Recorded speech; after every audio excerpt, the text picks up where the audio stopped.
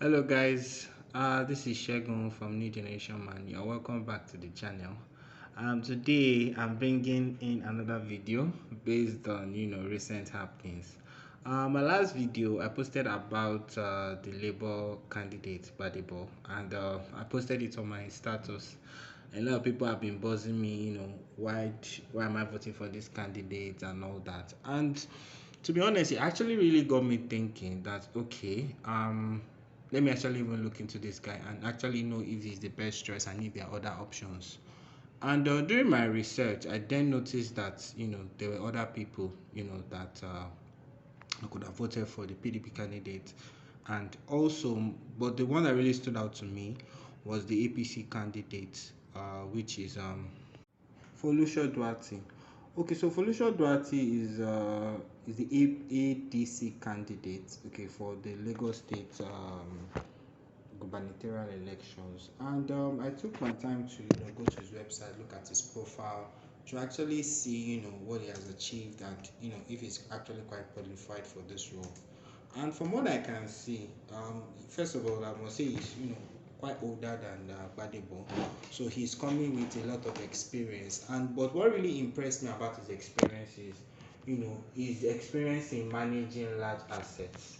Because when I looked at it, he had managed over, I think, a trillion naira in assets for a company, and he was the pioneering founding member of ARM Pensions, and he has also sat on many boards of pension administrators, and he was even being nominated by the government to sit on the pension administration board. But I think those appointments were never confirmed because the Senate hadn't ruled on it also. But it got me thinking about, okay, what are the issues that we actually even have in Lagos? Because as you know, Lagos is a capital city. No, sorry, it's a commercial capital. You get, because it was formerly a capital city, and Lagos has ports, has international airports, and has a lot of structures for a mega city.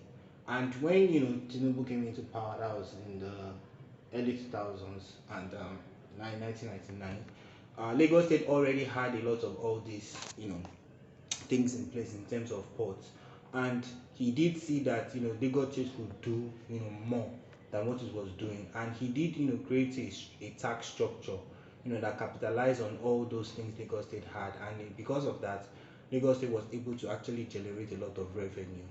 But the challenge is most of those revenue didn't generate into infrastructural development in the state, and that is what is causing the problem. Because yes, Lagos is a mega city and it keeps growing, but the challenge is that the infrastructures that we have doesn't quite meet up with the demand of Lagos, and it still boils down to the fact that funds are actually being mismanaged, or some people are taking it into their private gain. You get. And another reason why I'm trying to go for this candidate is because he has strong experience in finance.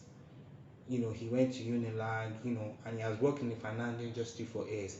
And for me, being a career professional, do you understand? I'm actually even gravitating towards a candidate like this, because I know the work and commitment, you put into career, leadership, and all these types of things.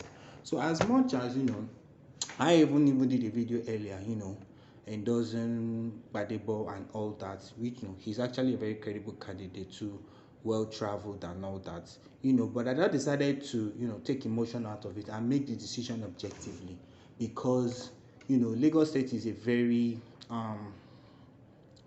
commercial state, and we really don't want to hand it into the hands of someone that probably may not have enough experience. But this is not to dampen on the achievement that Gabigol had, and him being in the Labour Party and all that. But I think this is a better choice for Lagos, and I think he's actually the best candidate so far.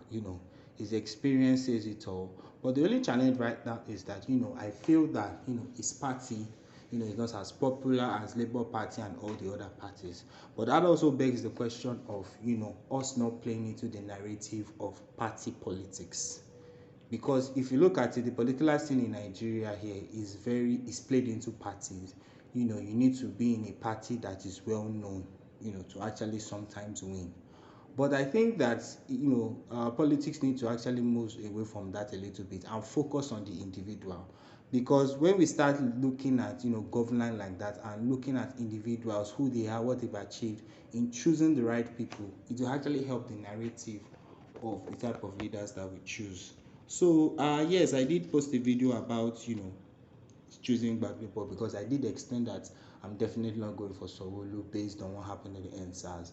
But let's just take a step back, make the decision objectively, and actually really look at who is actually the best candidate. Okay, so some might even argue that okay, what if you vote for him and he doesn't win? Why don't you just give your vote to the people that have the higher chances of winning? No, I'm not going to do that, because I have to put my vote where I believe. Because if all of us keep saying that okay, it's better we vote for the other candidate because he has a better chance to win, then we are still doing things the wrong way. It's always better to put your vote where you believe. Do you understand? So, and even if he doesn't win, let's just say, but I hope he does, he's going to be encouraged, because it takes a lot, do you understand, to put yourself out there and decide that you want to run for a governorship race. You need to think about your family, the impact of what you have, and we all actually need to make sacrifices for a better Nigeria. You get? So these are just my thoughts right now. Let me know what you guys think in the comment section. I'll try and share more information about him and put it in the description. And I also encourage everyone to check him out, look at his profile, go to his website, see how you can volunteer, and just spread the word as much as you can. And most importantly, I want you to actually be convinced that he's a better choice. Thank you so much for taking our time to watch my video. Please like the video, subscribe to the channel, and share with your friends. Thank you for tuning to New Generation One. Have a great day.